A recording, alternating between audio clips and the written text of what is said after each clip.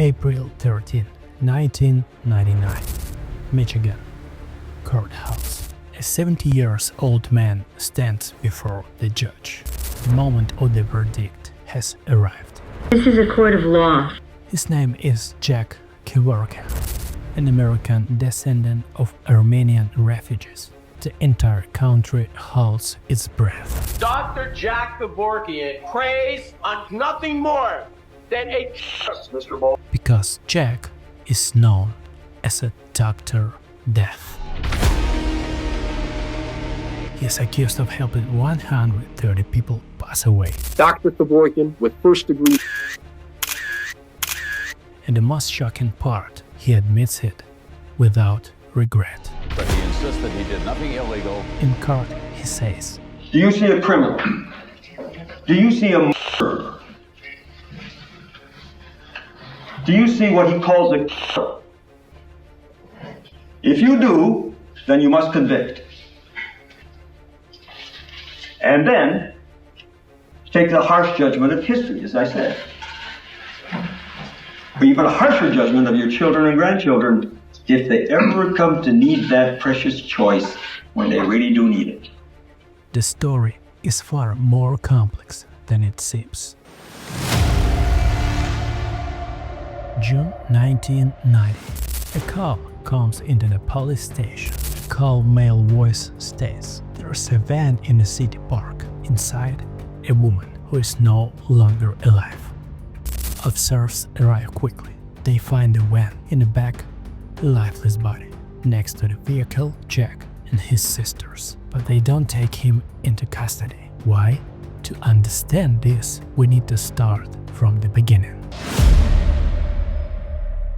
Jack's family had already suffered tremendous loss. My dad had just turned draft age, maybe 19 or 20 or something. Suddenly, they were conscripting all the Armenians into the Turkish army. Most of his relatives did not survive. His parents barely escaped and fled to America. Jack grew up with two sisters, Flora and Marco, in a home full of love and care. He was exceptionally intelligent. Even before finishing high school, he was accepted into the medical school at the University of Michigan. His brain was so superior, with so many projects. He spoke several languages, had a sharp mind and a passion for science. But there was one unusual thing about him. Jack was fascinated by death.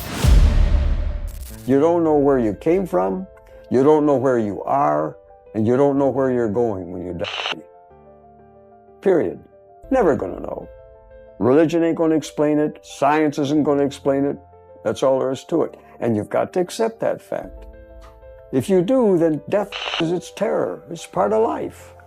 As a doctor, he studied organ transplants and researched what happened to the human eye at the moment of passing.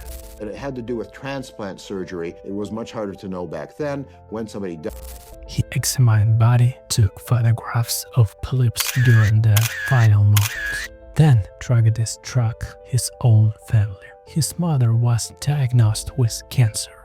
The pain was unbearable. As a doctor, Jack knew exactly what she was going through. She was really in pain. She would barely move and melted down to 80 pounds, and what a pathetic picture. And I said, "Well, you've had a toothache before, I suppose. Have you had a severe toothache?" Huh? He and his sisters begged her doctor to stop her suffering, but the doctor refused. And that moment changed Jack forever. That's when he realized someone had to take on this responsibility. Someone had to help people find peace without pain. Jack placed an ad in a newspaper. Death counseling is someone in your family terminally ill. Do they wish to find peace? Call now. And soon he received his first call.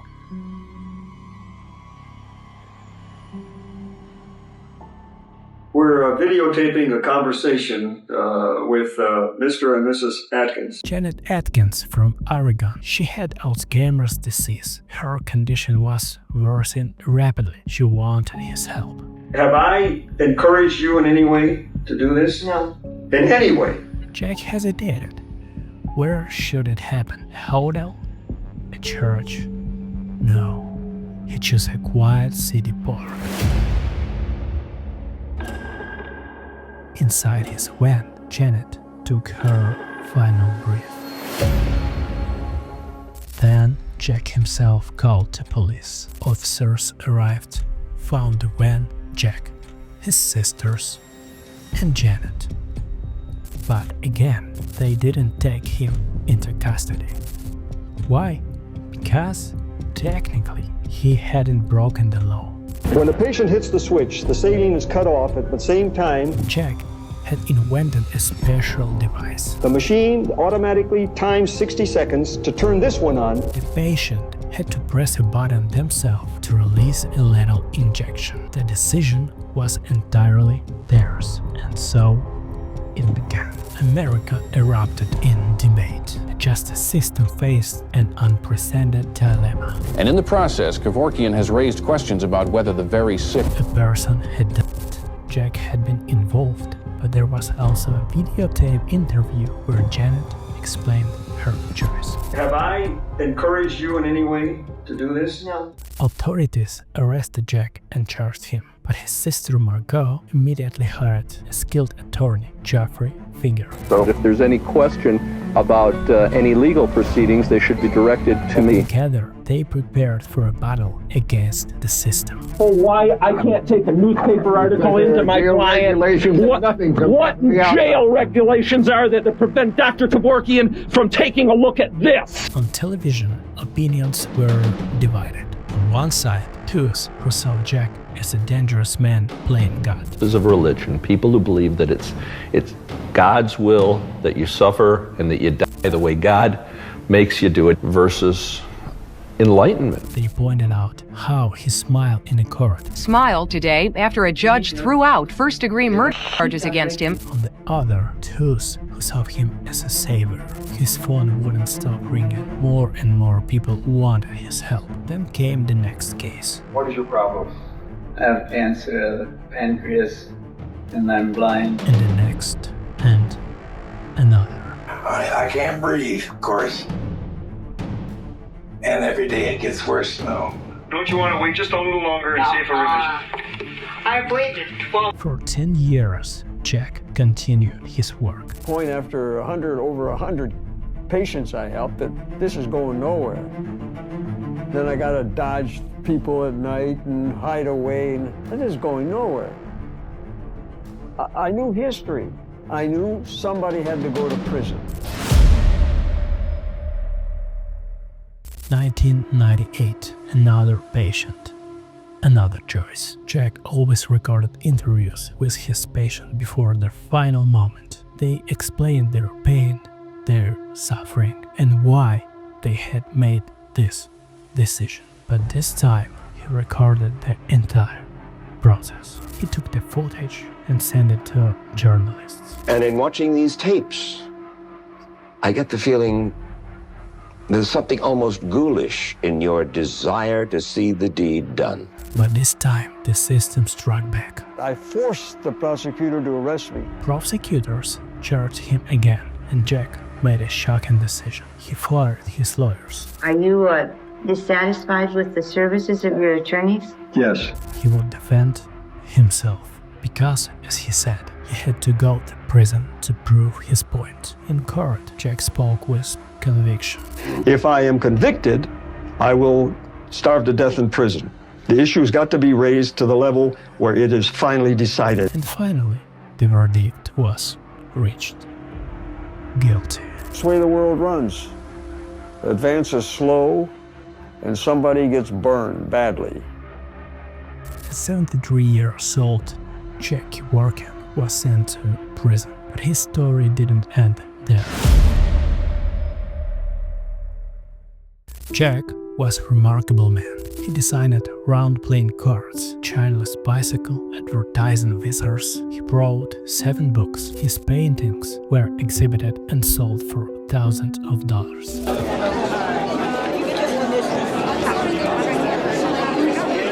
Then, in 2007, after serving his sentence, Kevorkian was released on parole. In 2010, Hollywood told his story in the movie You Don't Know Jack. Kevorkian passed away on July 3, 2011 at the age of 83. Kevorkian believed that the right to die was a fundamental human right, one that no government should control. Can you move your arms like this at all? Chicken. Yeah. Okay. Don't strain too much, Doc. Don't strain. Conserve your energy. Yes. So you know you get a Now he's cramp, getting cramps, right? Okay. We're not going to go any further with the physical. He never doubted his cause. I'm sorry. I have grandchildren. I need to leave, but I can't do this anymore. But what do you think? Was he a hero or a fanatic? You're not doing it to help him die. You're doing it to help him end his intolerable suffering. Did he cross the line, or did he simply offer people a choice? Let me know your thoughts in the comments.